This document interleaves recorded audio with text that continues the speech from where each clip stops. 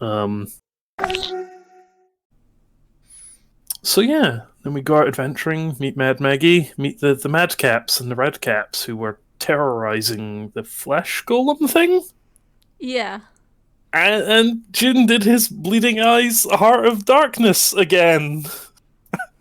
And took psychopathic fey creatures and terrorized them to the point where they just fled. He's such a sweet character. And so capable of He was such a traumatizing sweet eldritch boy, beings. but he could also be really terrifying. Oh. Was it not kind of the next big thing that happened was when we got to the hive, though? No, not quite. I think we were we'd continued adventuring for a while. Had we met the other hag? I don't know if we had. We might have. I don't think that was until... No, that was until Artuzen came into Yes, the that would have been picture. later. What we did have before that, however, was Harrowman showing up for the first time. Yeah. We were cruising along in our fun little Long Crusade vehicle, as we called it, Long Crusade, when Harrowman decides to show up and be all like, "Give me the elephant," and we didn't want to give him We the said elephant. no. And we fought him and kind of killed him. We didn't proper kill him. We sort of killed him once, and he got better. But there was also a certain degree of, oh no, for June, because the death of his parents was not like a rock slide or an accidental carriage explosion. It had a number of factors in it, like they were being enslaved by Drow for various reasons, and his mother, who was a former Drow priestess, was like, "Oh no, we're going to die and/or be enslaved. This is bad," and she decides to throw out the demon summoning ritual. Well, a fiend summoning ritual. I wouldn't want to get my demons and devils mixed up. And she summons the devil, and the devil she summoned was Harrowman, who killed everything. Just Yeah. murdered everything. Except June. Who then got PTSD. Yeah. So having like the panic attack over the armor was a sort of, oh, it's Harrowman. Oh wait, no, it's not. Only this time it was, oh, it's Harrowman. Oh wait, it is. So he was a little on edge there. And then having flashbacks to the whole, the only people I ever cared about dying in front of me. But that's fine. Then we got to the weird wasp nest, where we found a bunch of hell wasps who had a bunch of celestials or angels or whatever, basically stuck in their walls. Yep. It was very disturbing. For food, and I think laying eggs in them. Kind of like incubating their eggs or something. Yeah. I don't know if that's the word that would be used for it. It was very disturbing. And I think some of them were still alive as well. Oh, a couple of them were still alive. Yes, it was not good. But yes, and then we got to the top of the hive and everything was fine. It was just a hive. Alright, it's a hive, a couple of wasps, everything will be fine. And then the top of the hive exploded and Harrowman dropped in, having paid off his monthly subscription to death and having picked up a significant power-up. That was not good, and even though we'd beaten him last time, I think everyone could tell this is not good. And so a concerted effort was made to run. For the most part. The rest of the party was very much, oh no, this is bad. Whereas I was sitting there like, this seems pretty bad. And then I got a message from the DM going, it's time. And I'm like, yeah, I figured this feels about right. Okay, so before you go any further, I do want to say one thing. This was after we'd been to the market when Drummond had made his oath to protect every single one of us. Yeah. I'm sure that won't come up. Yes, everyone's running, and partly because this is a scripted death scene for me, and partly because, in character, June's not willing to risk anyone. Not again. Not to this guy again. Like, these are the only people who haven't immediately run at him with pitchforks and torches, and he is not willing to let nice people die again. So he makes sure he's the last one out. Despite Drummond's attempt to effectively rugby tackle him down the hole, I might add. Drummond not nearly making killed it easy him himself. There. I had to dodge his rugby tackle. But I did. Yeah, and then got into a little bit of a fight with Harriman. Well, I say a little bit of a fight. Slaughter would be the best way to put it. Yeah, June died. Quite convincingly, actually. Yes, and he was very much dead. And the party left, realizing that there wasn't anything left. That we were one down. Yeah, that led to a... Yeah, we had funeral for him, and... There was a funeral, I tossed together... Not so merry way. Yeah, I tossed together some letters that they found strewn around the car. Just June's thoughts on all of them before he died. There was a lot of sad, lot of party blaming each other. It really did shake up the party dynamic, which I'll be honest was not the plan. I was sitting back watching all this like, guys, no, this I didn't mean it.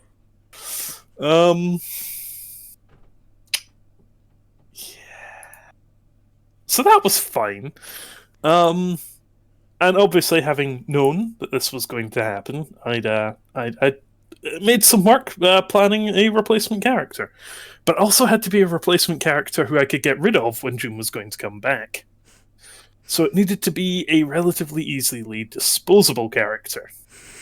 Thus, in the next session, we introduced, I and the DM introduced to the party Artuzen, the wonderful paladin, who, honestly, you never got to see the originally planned Artuzen. Oh. As I was... I planned Artuzen out for a while, and then I found I've just looked at the time, and we've been recording for 30 minutes. Oof. So it was a long campaign. There's a lot to talk about. Yeah. These things happen. Cliff notes, Artuzen appeared. Iridis really didn't like him because he was a tiefling. Yeah. I was aware of that. When designing him... His horse was called Tesco. Yeah. So the original plan was... This character was going to be basically fundamentally quite an evil character who was pretending to be good in order to use other people. I actually believe before I came up with the name, his name was listed on the secret character sheet as Bastard. Because that was what I had in mind, is the idea of him being... He's very good at putting on a sort of polite and noble and good front, and that's just to get y'all to do. So Iridis would have been absolutely correct about him. Absolutely, 100%. I think it was partly the Not amount even of right damage. Answer, wrong formula, just completely correct. I think the damage that'd been done by June's death, and it made me not want to tear the party apart quite so much. And also, it was fun to play him as a relatively nice guy. And so we got Artuzen Light, where he's... I suppose the short version is, in life, he was a mid-tier adventurer at best. You know, everything's going alright, he's got his own party, own campaign, that sort of stuff. And then they get to what is effectively that campaign's final boss, and it's too much. Middling tier adventurers go up against a high level threat, and they just get bodied. Like, all of his friends die, and as he's facing down this thing, some part of him, some distinctly understandable part, just like, I don't want to die. Please, anyone help.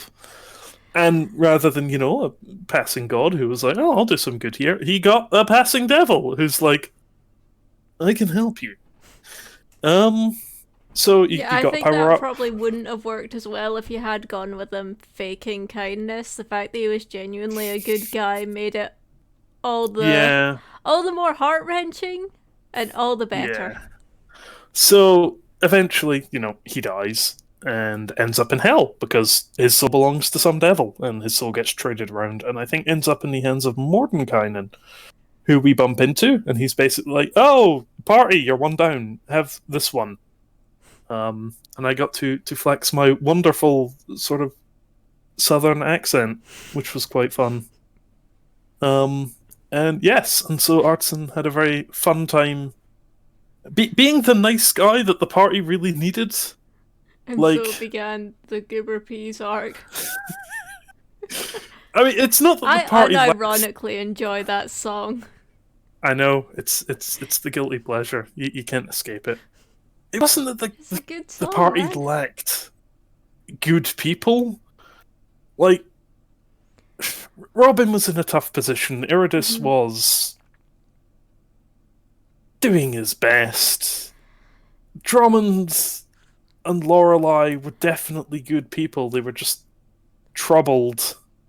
And so Artisan tried to be the sort of... Robin tried to be good, but was poorly influenced. The rest of the party did what they thought was good, whether they were correct or not.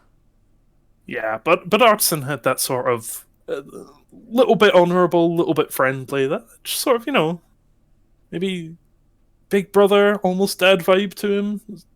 Possibly not dad vibe, he wasn't that responsible, but you get the idea. And so he sort of helped to heal some of the wounds that the party had suffered, emotionally speaking, for a while. Then we met with Mephiston and blew up a dam using most of the shatter sticks. Lorelei and Iridis had no part in that.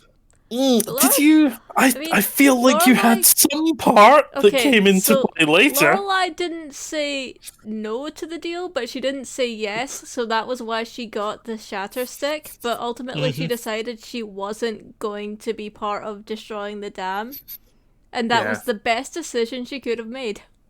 Yeah, that's true. But each of us was offered something in return for helping out Mephistopheles. Some variant thereof. And what Artisan was offered was his soul back.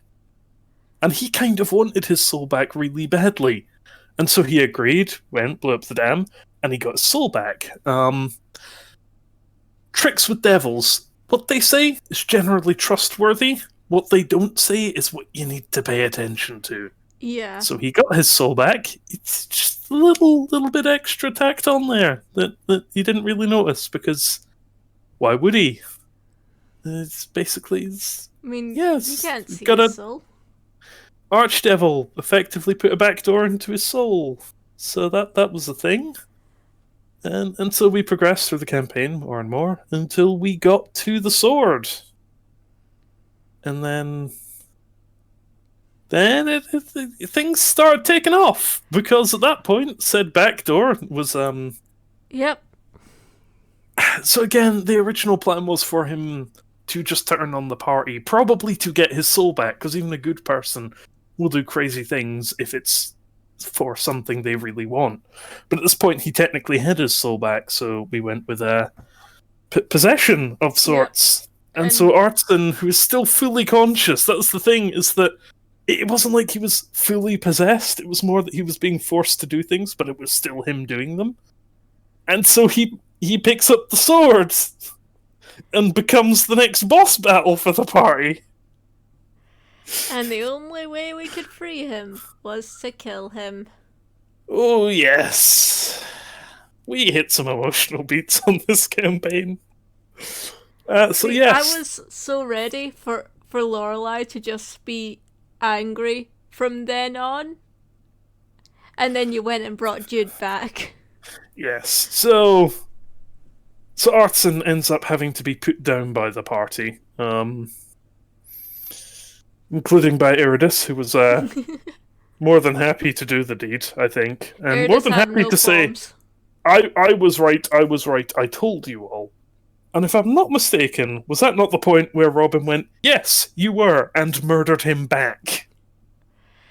She put him on death saves, and then Raven decided partway through the week, okay, I'm gonna kill him off.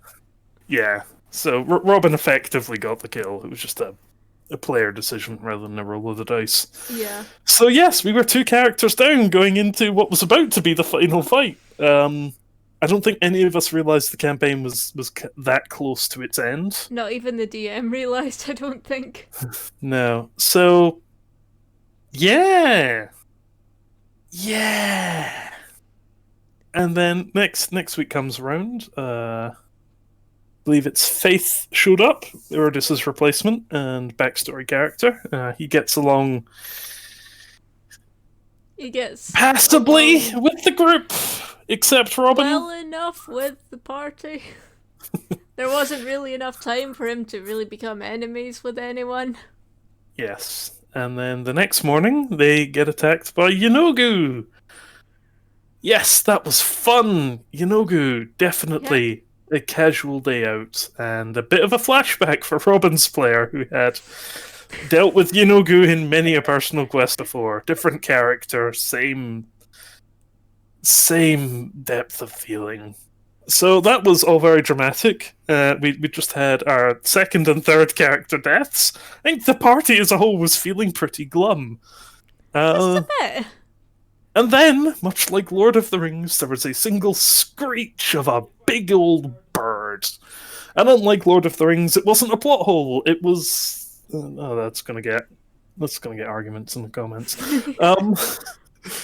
But yes, it was Fine, don't worry about it. They don't know the whole story. Big ol' Phoenix! And also June, who was in Phoenix form very briefly, because this was his Phoenix granddad, kind of. Not his actual granddad, but the origin of his family's Phoenix powers came from this Phoenix. And this Phoenix had basically saw him die and went, Nah, what? Not good enough. Yeah, it was very much a... Okay, so, boy, my thing. You gotta reach your potential. I don't care if it's good or bad, you just gotta reach your potential.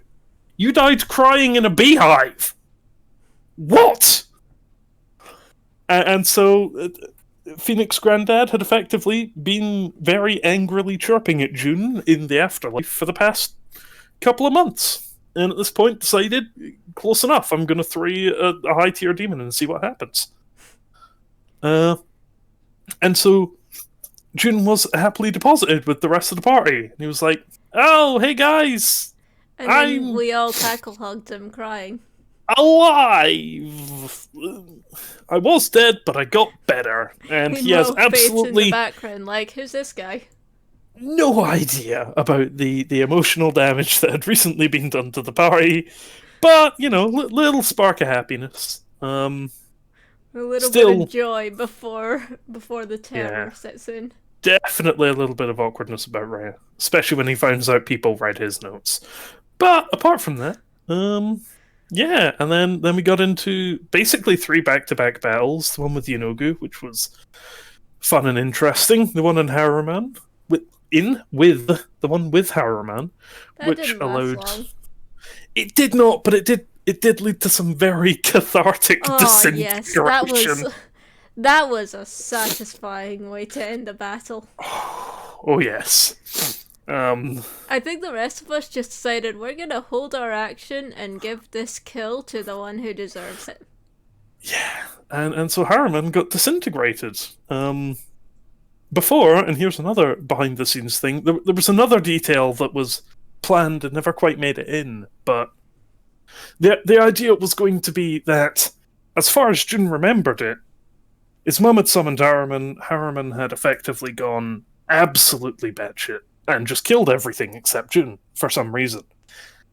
Not quite what happened. What actually happened in the plan, it never got brought up in the campaign per se, but what had actually happened, sort of in the written backstory, was June's mother had summoned Harriman. Harriman was slaughtering almost everything except her, June's dad, and June. But big, rampagey demon man causing lots of blood does not a happy 8-year-old make. And so June was getting very traumatized.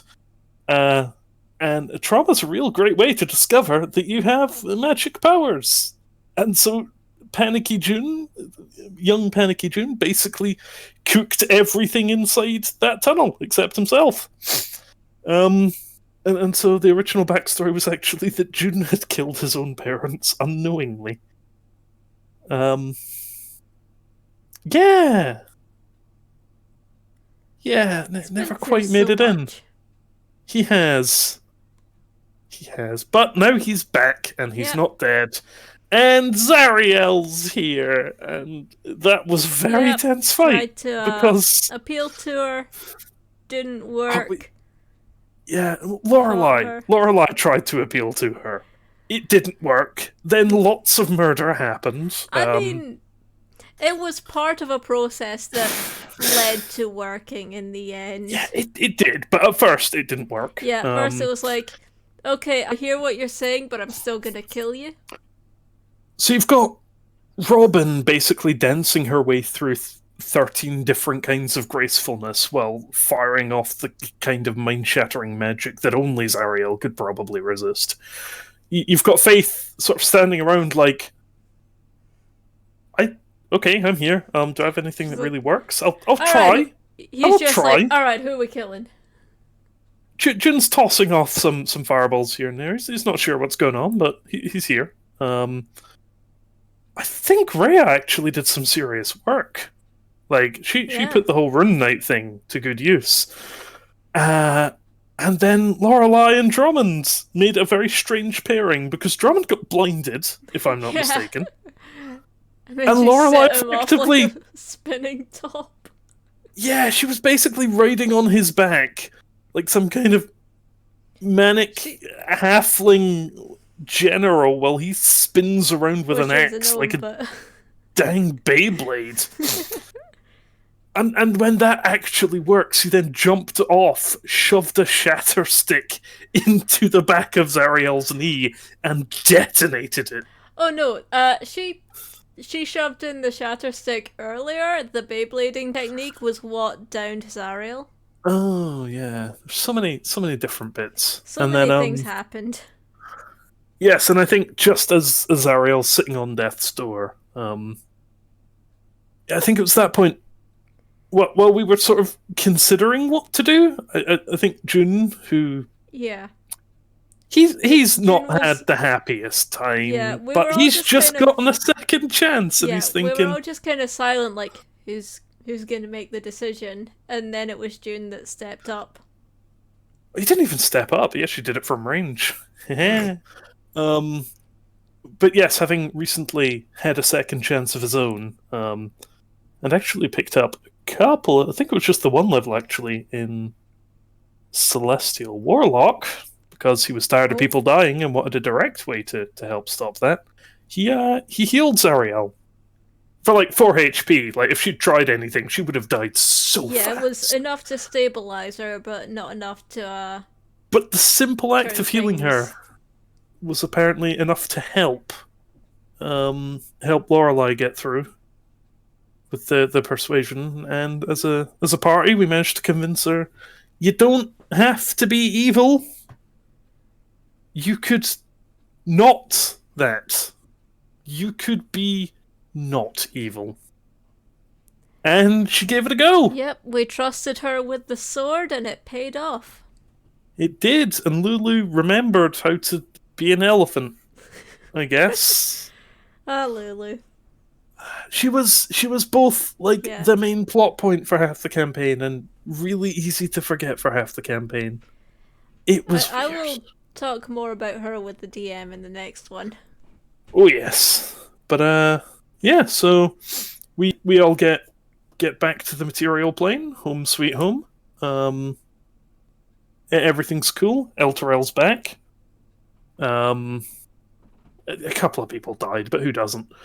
It's getting better that counts, really. It's a personal preference, but that's my opinion on the matter. And then, as I recall, I believe it ended with not quite June and Rhea walking off into the sunset, but something No, of that it ilk. was left off quite ambiguously, I believe. Yeah. Like he was basically living with her as a roommate on a farm, right? I think it was she'd retired to a farm, which, given her age, that's very impressive. Like, she's retiring before most people have a chance at owning property. Like, that is good. And I think she'd invited June to stay with her, as potentially vague as that sentence is. Mhm. But I think, given the way his character had gone, just having anyone want him, that's a big step up. Like, that's a win for him. So Yeah, there yeah, was it nothing was a set in happy. stone, but the rest of us were all just kind of going, "Yeah, I ship it," Yeah, and we still ship it. shipping is a dangerous pastime. But yeah, and so that was the story of June. He was a very sad boy, and now he is And now he's a less glad boy. sad. I, yeah, let's say that. I'd say he's back to about normal, but that's the potential for glad. If we ever have a campaign where we need to throw people in at like level 15 or something, or Yeah, well, not the 15, 13, reunion 12. the reunion campaign. Yeah, he'll be much happier, and much more confident, and equally capable of traumatizing people with his mind. Hooray! That's the real victory in all this. Maybe the real friends were all the enemies we traumatized along the way. But yeah, I think that's more or less it. Yep. That was June. It was And my first character who had an arc. and what an arc But it was. oh yes. So yeah, and only 3 deaths in the campaign. I don't know if that's good or not. No wait, sorry. Let me clarify. Only 3 deaths for me in the campaign. There were other deaths outside of me. Yeah, I mean, Call of Cthulhu, you almost had your second character die today. The candle that burns twice as hot lives half as long. Okay, we are here for a good Yeah, time, not a long time. that will be a story for when I get to the Cthulhu drawing. Oh boy. And trust me, that is coming. Fair enough. But When we do that, I'm narrating the whole thing in character. oh, you're gonna destroy your voice for that. That's But fine. I've been destroying my voice every week for like half a year now. It's worth it. if that's everything, then the next time will be the final character in this series where we draw Rhea, and I will have our good old DM Matt, and it's gonna be great. Yeah. Maybe Just we'll just get try and some. figure out what he's plotting. Yeah, maybe we'll get some extra insight on Rhea. Who knows? Sweet. With that, goodbye. Bye bye.